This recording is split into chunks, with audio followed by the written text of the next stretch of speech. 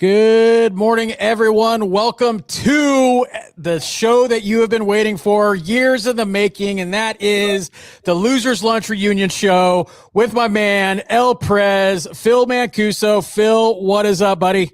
Hey, buddy. Yeah, it's been a while. This used to be a weekly ritual, Yeah. but yeah, glad to be back and get this going. Yeah, it's awesome. And hey guys, look, I know that you guys were expecting Phil to come in with electric guitar, right? Trains in the background, right? We didn't have it on this one, but that's all right because we're going to have plenty of music to your ears with what we're talking about today. And so, guys, if you didn't remember what we talked about, what we did is it was really just like 20-30 minutes of real talk about the market, about sales rates, the things that you maybe aren't hearing everywhere else. Try to get that out. But one of the things that I loved about working with Phil, other than his humor, which is like there's no way you have a conversation with Phil without like laughing within like a couple of 5 minutes. But the other thing is that Phil is like I don't know how many capital markets guys out there. Most of the ones, even ones that are super smart brainiacs, I didn't understand a word they said, but they were great. They knew what they were doing. But Phil has a way to tie in sales excellence along with what's going on in the capital markets and secondary. And so that's why, I love having these talks because Phil could talk about it in the sales that you need to know, because ultimately none of that shit matters if you're not out there selling. Right. And so, Phil, first thing I want to ask you about, man, is actually, I'm going to start. We talked about this before. I want to get right into it.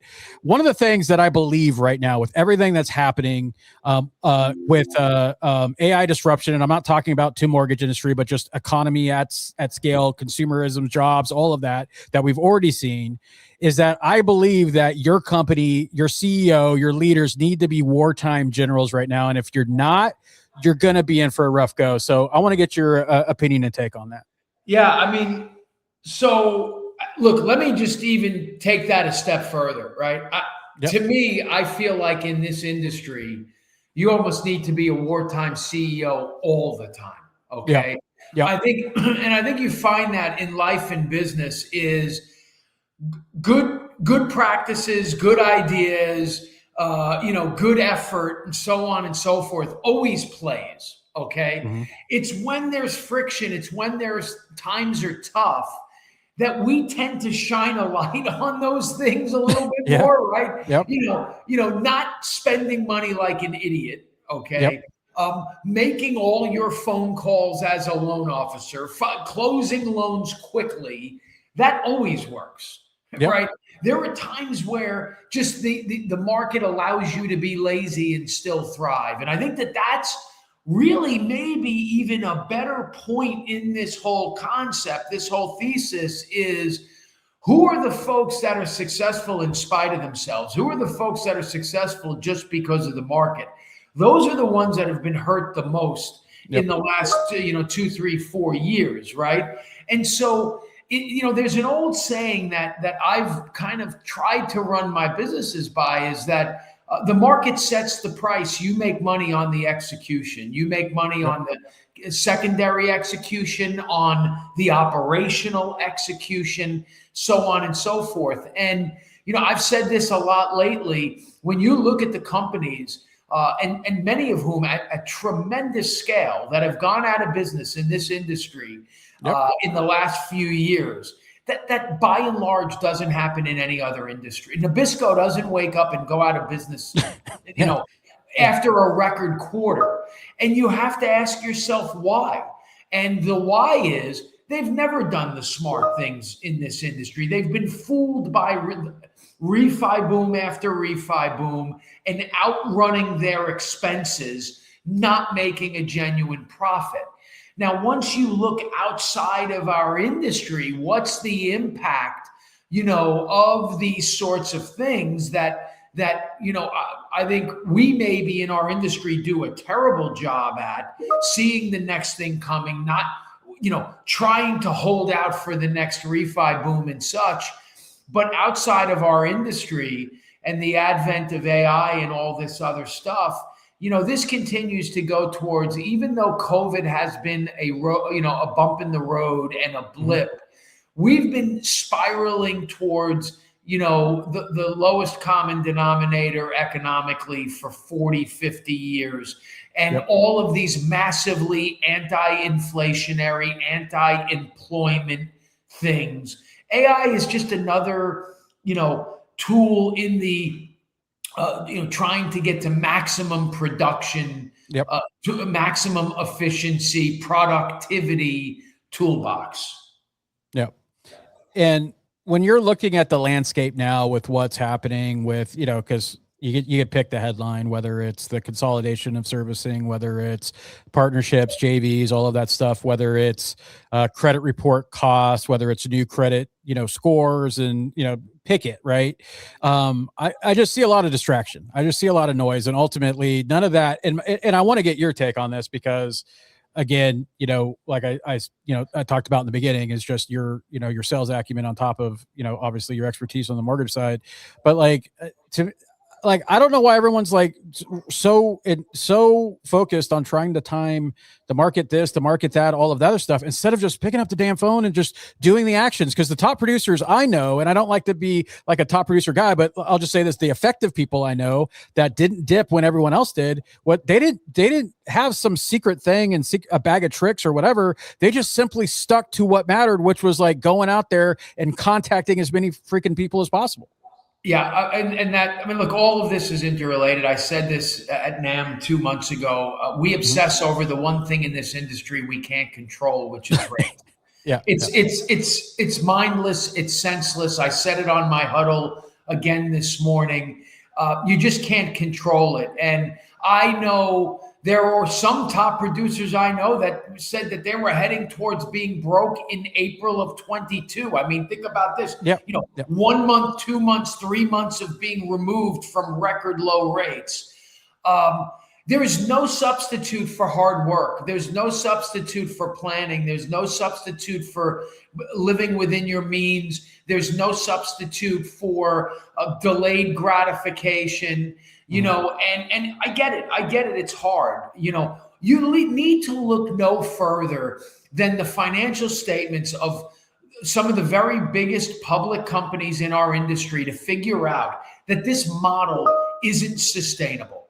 And, when you talk about wrapping in sales and cap markets and all this stuff, I think that if you're in this business and you own a business, which could mean you own your book of business, you kind of own a team, if you will, spiritually, you own a literal business. More so than I'm trying to be the biggest, the smallest, under, over the radar. It's the alignment of your thoughts, goals, and actions. Okay. Mm-hmm.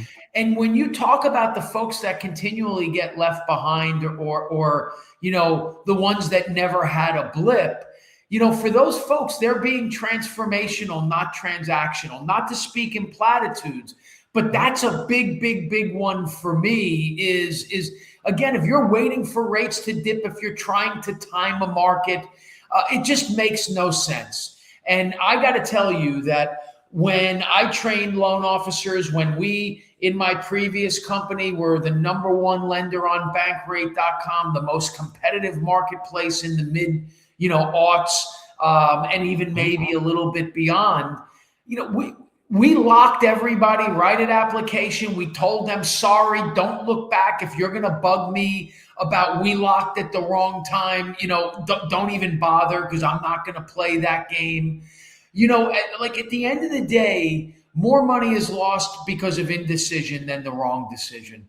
Yeah. I think I have always tried to create a call to action for my prospects, for my book of business, for my loan officers or AEs, and just not look back, right? You can't control everything. And I think being honest with first yourself and then be your counterparties, whoever that might be, coworker, prospect, lender, broker, whatever, alignment of intentions is going to be is what's going to get you out of trouble when you make a bad decision.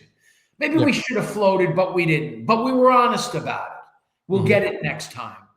And I think that the folks that just hang on every lead, every referral from their realtor, jumping from one foot to the other, it's just not sustainable. And you're fooling yourself if you think it is. You're fooling yourself if you think you go on Loan Sifter and you do business with every no name because today they have the best price. You're fooling yourself if you do business with a lender that massively overvalues MSRs. You don't know when it's going to catch up to you. And I said this at Mortgage Con. How many folks in a raise of hands had a loan that didn't fund for a day, a week, a month, ever when COVID hit? Boom, everybody. How many folks had unsellable loans? Boom. You don't know you need it until you do. And usually when you do, it's catastrophic. Yeah. And if you want to continue to be transactional, know that your business probably hangs in the balance the next time we have a SWAN event. Yeah. And so there's two things there that I want you guys, hope that you heard, right? And I always say this, right? If you like it, lock it, right? It's there because what did we just see when we had that little, what was it? A 1 week, week and a half dip of like, oh, right. That media, everyone jumped on. And then when things shot up again, right? Then what you had is you had a lot of people still like were playing that game, right? And so when Phil said indecision as making the wrong decision, right? And again, at the moment, you don't know. You're making the best decision what you can with the information you have at the time. But that's what I've always seen. I've never seen anyone regret. I've always seen people regret when they decide to float into a high rate, right? And always, right? Without fail, right? And look, the consumer is going to be a consumer, but that's the thing is that indecision, you cannot be indecisive in this market right now because a lot of people saw that. I still see posts and stuff. Oh, I wish I would have done this. I wish, right? Like instead of wishing, just do because of exactly what Phil just said. So guys, I want you to understand that. Also understanding, with kind of how, Phil wrapped that up is just like, MSRs and everything, guys. If you look historically what happened around the companies that had to play the MSR game that are no longer, who they are, they're no longer here anymore, right? Because they play that game as long as they could. And what our industry does repeatedly is like we wait till it happens, and like Phil, it's not just like a little blip or like a little shot in the arm. It's catastrophic, right? Yeah. Like it goes quick, right? How many lenders did we were like, oh, we're awesome, we're great, and then 30 days later they're nowhere to be found because they're dead, right? Like, and that's the type of environment that we're in right now because we don't know what's going to happen. And so if we start playing the game like we do and not control the controllables, then we're just going to continue to run into problems.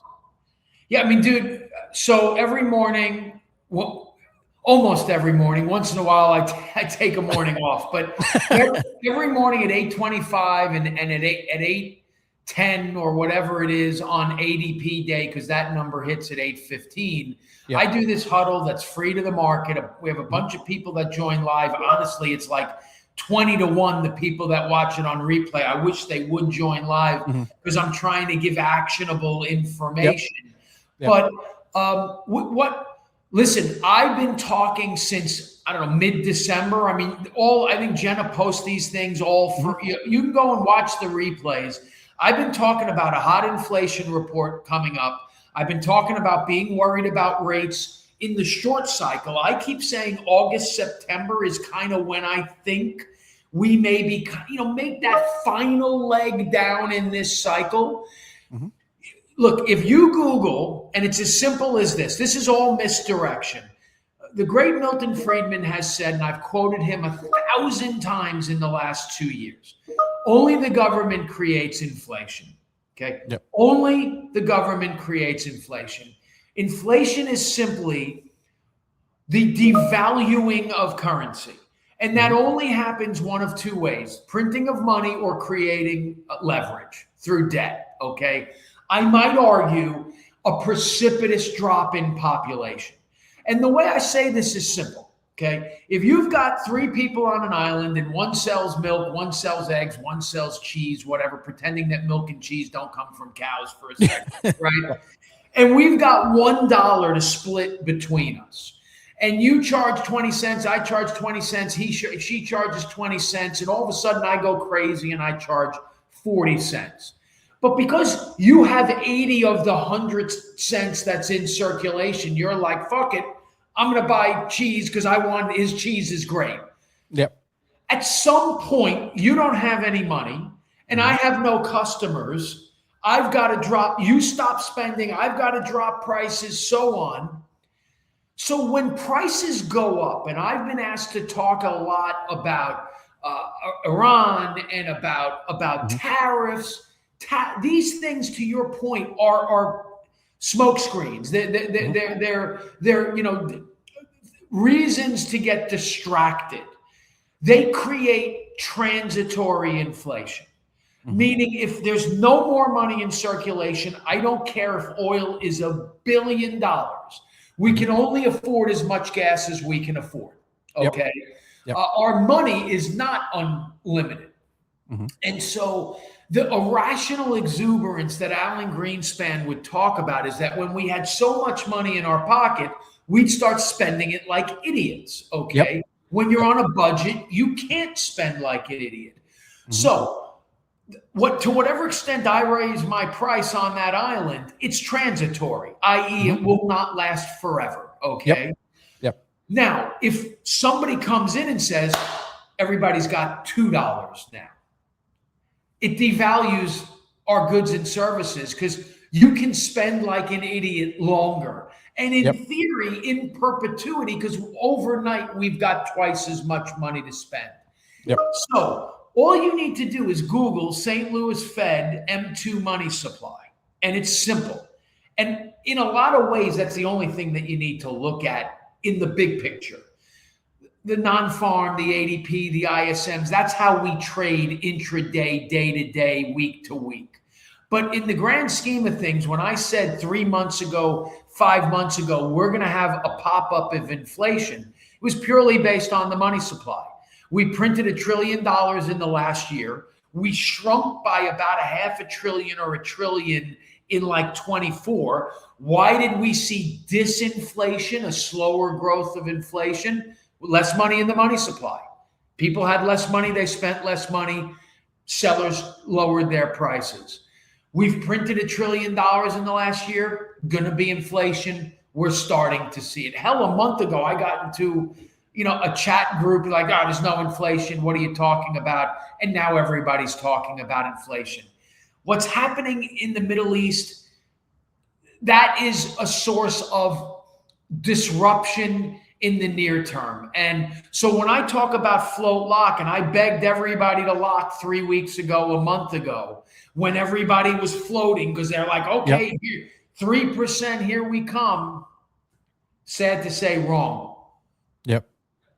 So as an originator, right? So, you're leading and coaching originators, and they're out there, they're seeing the headlines, they're seeing the noise, and then of course every other, person that's talking about rates this, rates that, LinkedIn, all of these gains, whether Iran's good or bad. To me, the shit that doesn't matter because it doesn't help put loans in the pipeline, right? Yeah. So what, as an originator, like when you are looking at the market, knowing you can't control it, what information am I looking? What information is going to be the most valuable to me to help me do what I need to do to serve my borrowers? So, just to take that one step back, what I do recommend is becoming an expert as best you can in the markets. Okay, so you can say this is all about probability.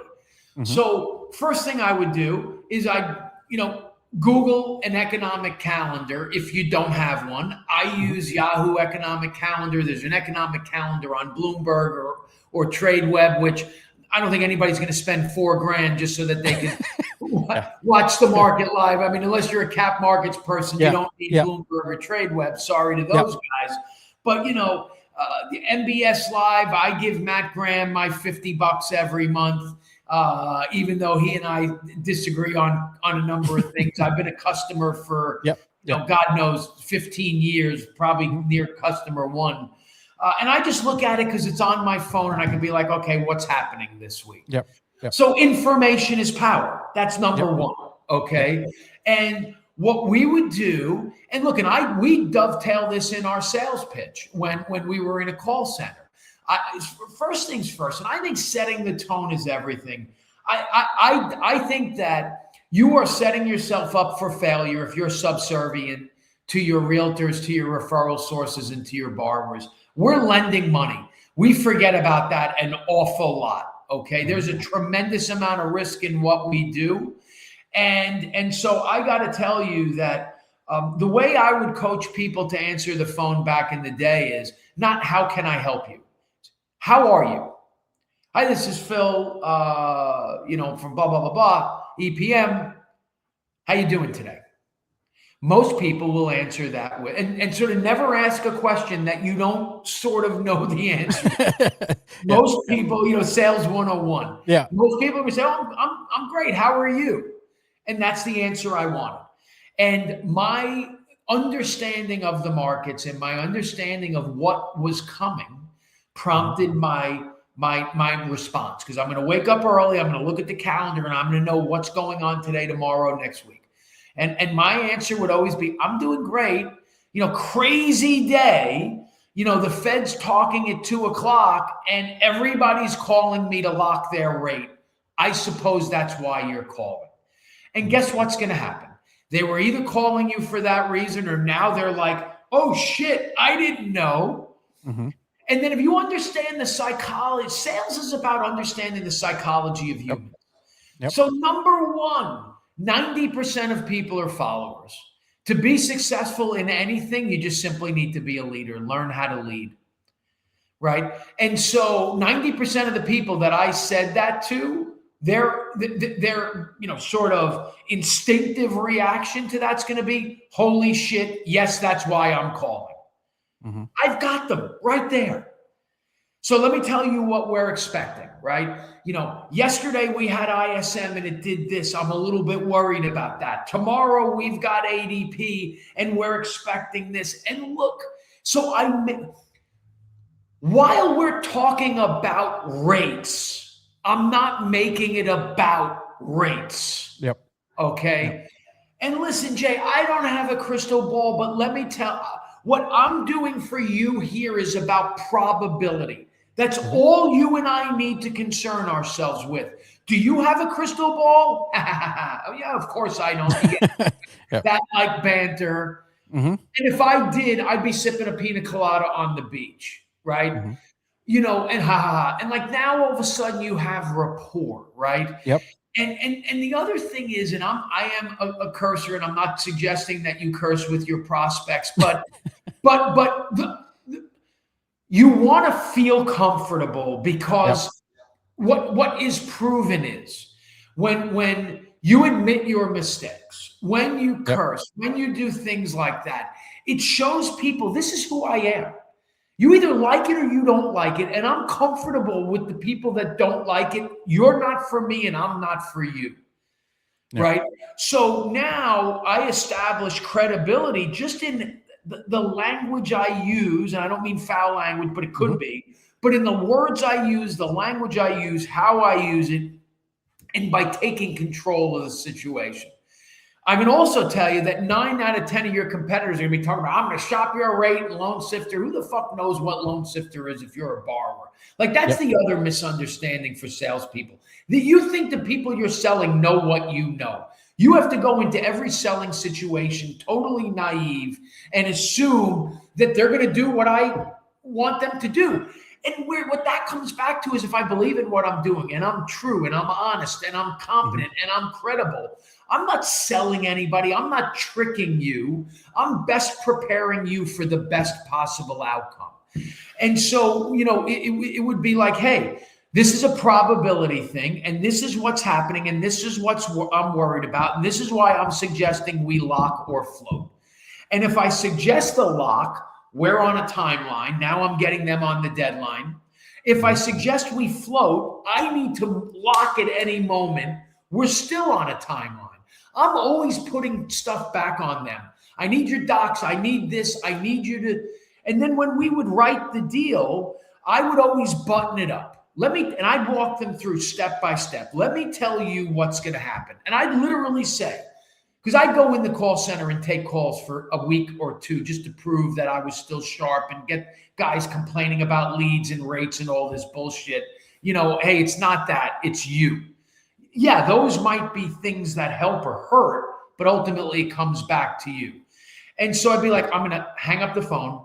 I'm going to do this. I'm going to move it over to the processor. His name is John. Her name is Sally. I'm going to order the appraisal. If you don't get a call to set the appointment for the appraisal within the next 48 hours, I need you to reach out to me.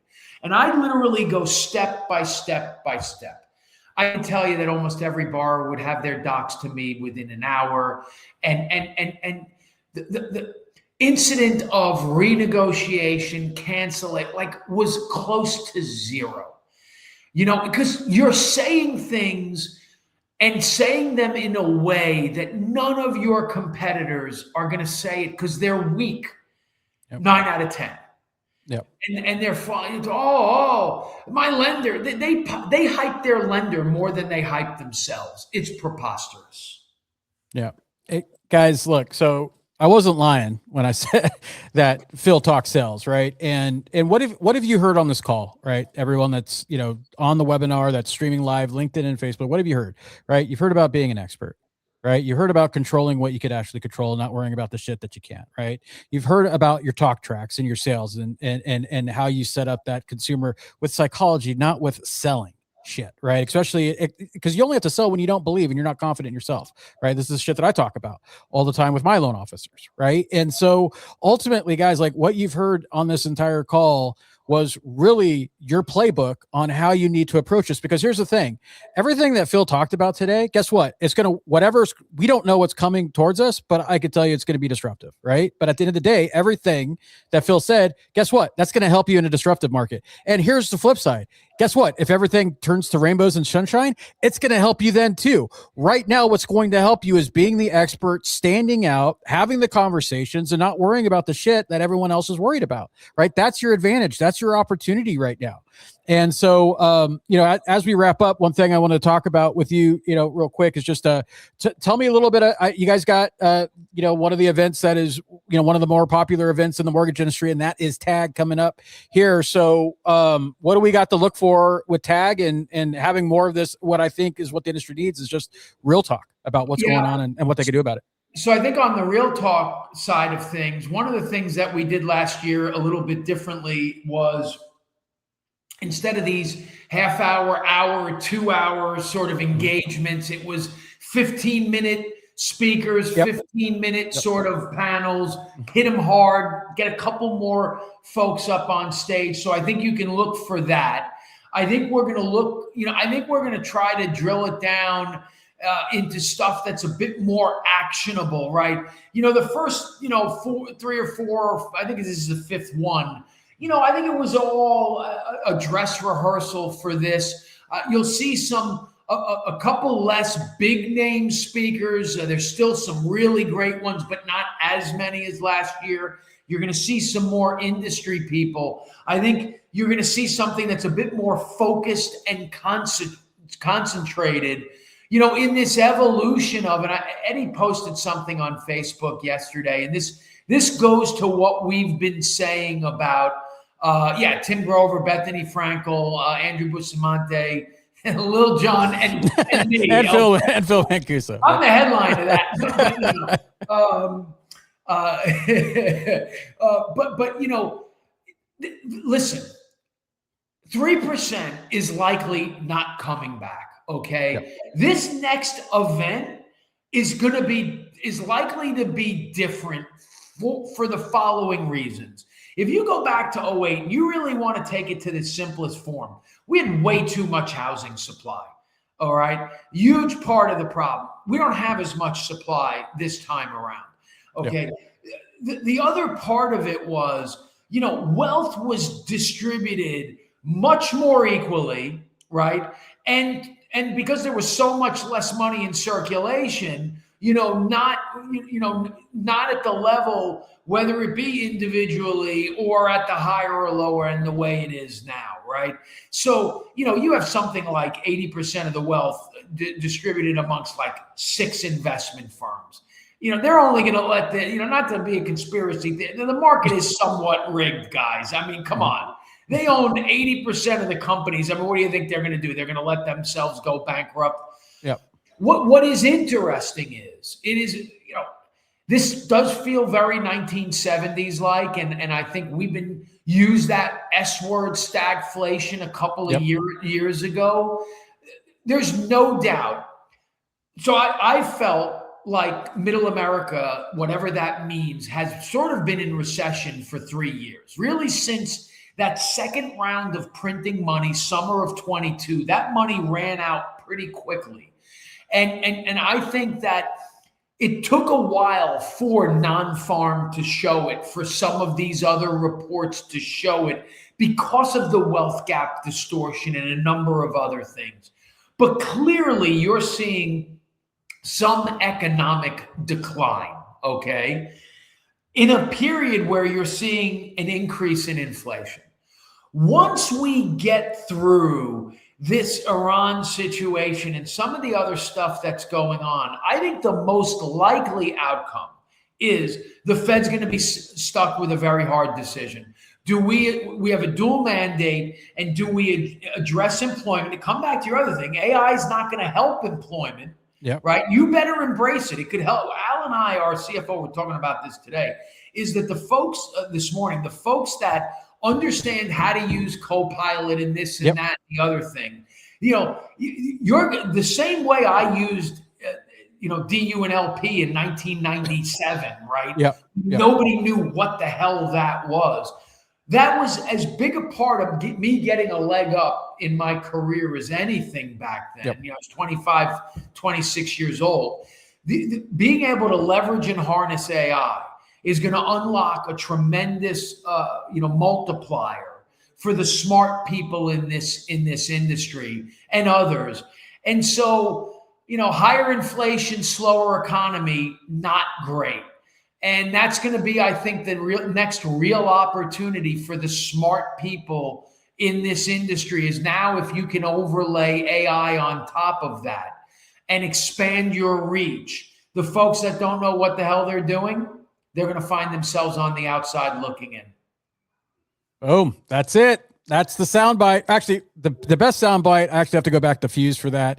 And that's when Phil was on stage and he said, look, let's just stop kidding ourselves. It's East Coast time. That's when the world starts, is East Coast time, ladies and gentlemen. So that was one of the funniest things that you said at Fuse. But I always like I say it right now. I say it now that I'm on the East Coast. West Coast, forget you guys. But like on the East Coast, 100% right. But guys, look. Energy, expertise, being a leader, controlling what you can control, right? It's not rocket science. It's not complicated, but like cut out the noise, cut out distractions, look at what's happening and act accordingly, but don't let it defeat you. Don't get emotional about it because that's what's going to take you down the bad path, right? You can't be emotional about this. You got to rely on your expertise. You got to rely on your experience. And guys, if you just got a little taste, if you're not joining Phil's huddle, I think Jenna put the link in the chat in there. And then when I publish this as on the broker journey as an article and stuff, I will make sure I put the links to that as huddle. But like when you have someone like Phil that has the experience, the expertise, understands the sales and understands what your job is as a broker, right? And all three of those, like that's the person you want to tap into. Also, Phil is a wartime brain, right? So you want to be around those types of experts and leaders. You need it now more than ever. There's plenty of other people that are going to take you the wrong way. And unfortunately, they're going to take you the wrong way. And it's just going to be hard to recover from that. So guys, you got that. You got the link to tag. Make sure you join us. I think that the ticket prices are stupid at $9.95, something like that, right? So like, guys, there's no reason not to come to event. I will be there. I was there last year. Amazing event. This year will be just as good. I get a chance to see a little bit behind the scenes. Awesome last year. It'll be awesome again this year, guys. So all those links are in there. You'll have them. Phil, thanks again, my friend, for coming on. It's been too long. I think we'll need to do this on a regular basis because this was fun. I'm absolutely down for that. Folks, stop lying to yourself. Stop lying to everybody else.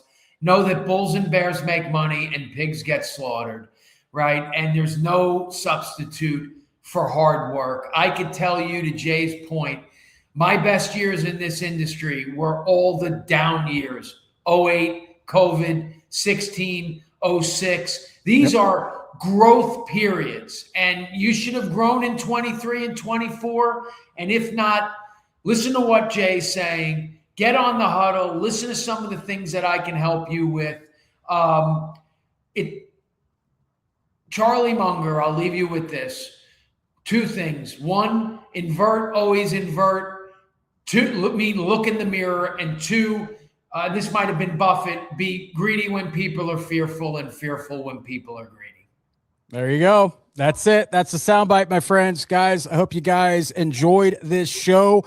Check it out. I'll be posting with, again, the article, put it on YouTube and everything else. But this is the time to lean in, my friends, because as Phil said, the disruptive, this is when the greatest opportunities happen, right? And we know a lot of people that made record years after 2022 until now and continuing on that train. You could do the same if you have the right mindset. So on behalf of Mr. Mancuso, El Presidente at EPM, I am Frazier. This is the Broker Journey and the Losers Lunch Reunion Show. We'll see you on the next one. Take care.